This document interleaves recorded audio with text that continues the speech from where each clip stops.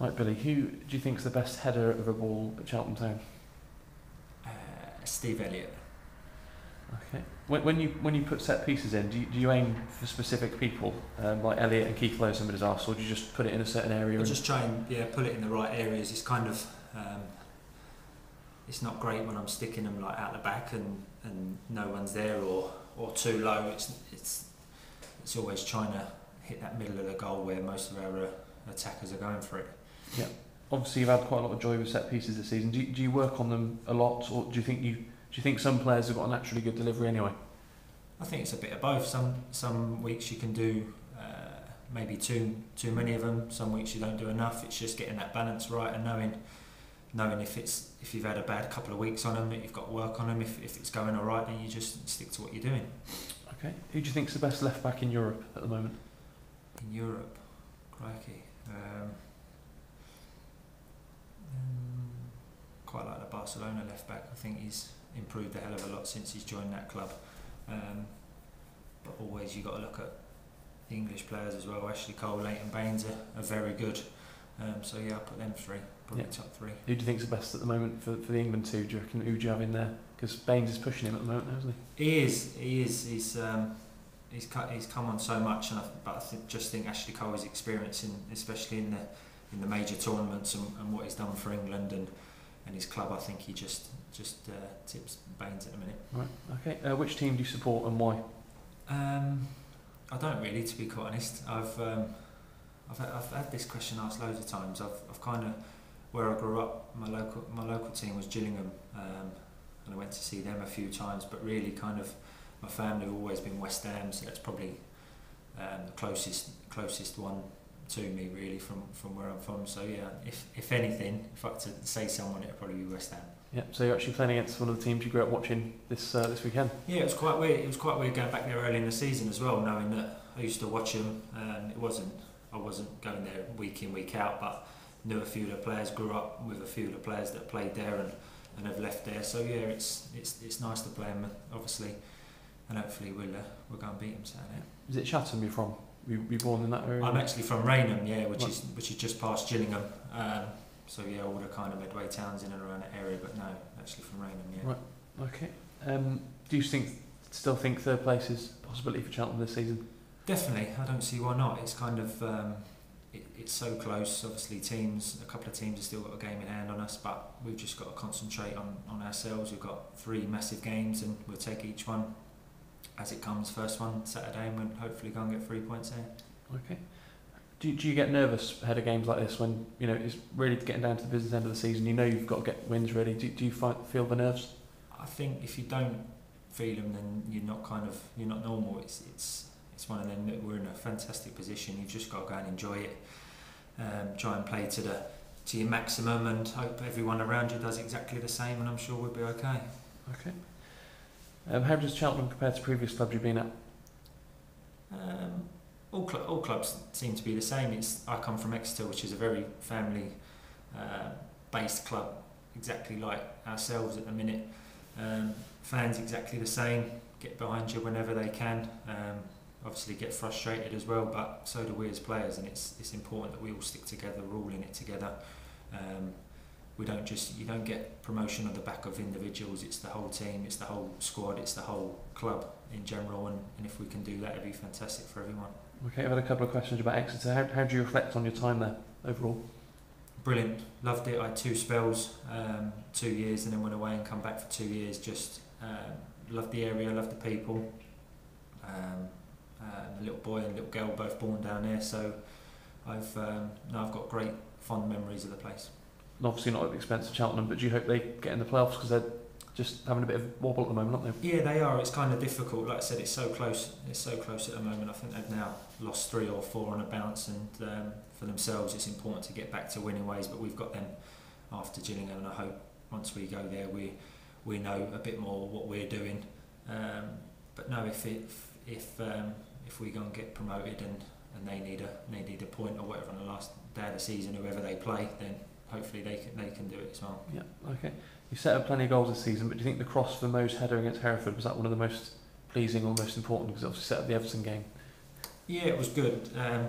I enjoy all of them, to be honest, but no, the the buzz after that was fantastic. The ones of late, obviously, the one for Benno against Chesterfield, I thought was just as important in the league as well. So yeah, they've all been good, but yeah, probably now you've mentioned it, probably that one at Hereford was very special. Okay. Who do you think will win in a foot race, Mohammed or McGlashan? I think it'd be close.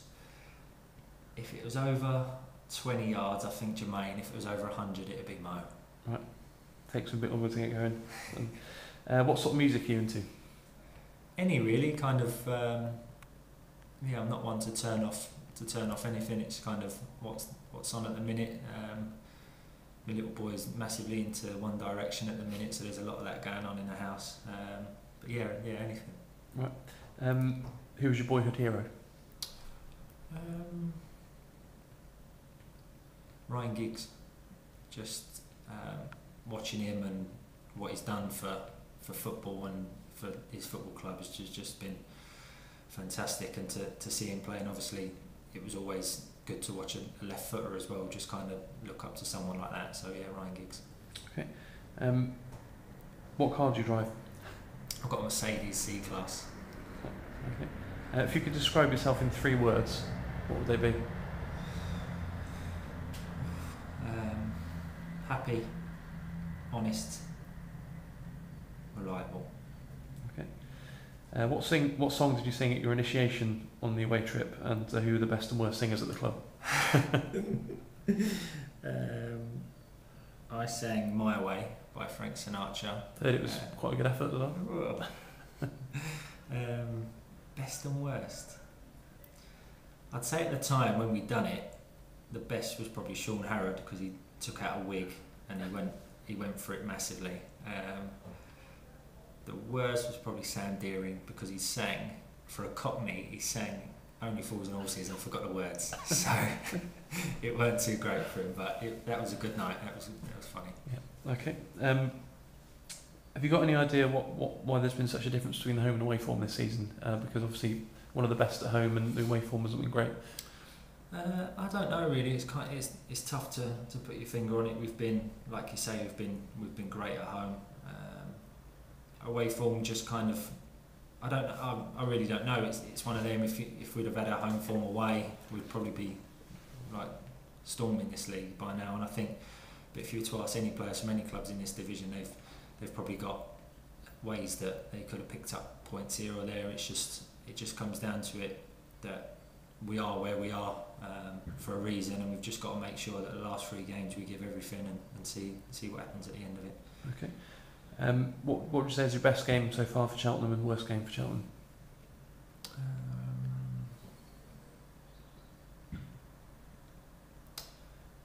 Don't know really. Worst game's probably the 45 I played at Port Vale, just because I felt we got overrun. We didn't deal with what we had very well, and we'll learn from that. It's just experience playing against a side like that. Best game, do you know what, I'm not too sure. Probably I quite like the MK Dons actually at the start of the season, the cup game. I thought we played very well in that. Wickham away, I thought we played very well and didn't get the points we deserved. So yeah, I'd say the first few opening games were very good. Obviously, beating Exeter comfortably was good as a team, because we were on a good run at that time. So there's a few. I can't really pick one out. Right. Okay. Who's the toughest opponent you've come up against in your career? In my career, I'd say Jasper Gronkia for Chelsea. I was only a kid. I was only 18 playing for Orient, and we played Chelsea. And he was just brilliant. His movement, his pace, his crossing, the link-up play he had with the forwards. It was just kind of for the 90 minutes we played as a side, we couldn't get near him. That's the kind of you kind of thought, wow, these are proper players here. These are fantastic. Yeah. Okay. Who's the best left wing you sort of linked up with and enjoyed playing with? I'd say, I don't know, there's been a few. really like playing with Mo at this club. I think we've got a really good understanding. He helps my game, and I try and help him as much as I can. Probably Mo at the minute. Just off the back of one, it's kind of been a successful season, and I haven't really had one of them for a few years. I try and take as many positives out of this one as we can. Okay. Just a couple more, Billy. What do you think are the best and worst changing rooms in League Two at the moment? Oh, the worst. I'd say Barnet, but they have got better. They have improved, but only because we went there and it was freezing, and that game shouldn't have really been on. So everything about the whole day was kind of was not good. The best. Port Vale's are okay, big, a lot of space. Probably Port Vale, I'd say. Yeah. Okay. And what were the main differences between Tisdale and Yates in terms of playing for them? Not a lot really. They both have the same ways of coaching, same ways of getting you up for games.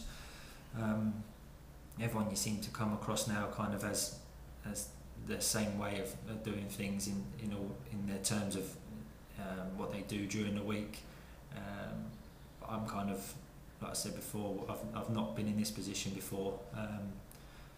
That's been such a positive season and kind of looking to do something really good at the end of it. So on that respect, it's been fantastic this year working under Mark and Neil. So we just got to keep going and see what happens.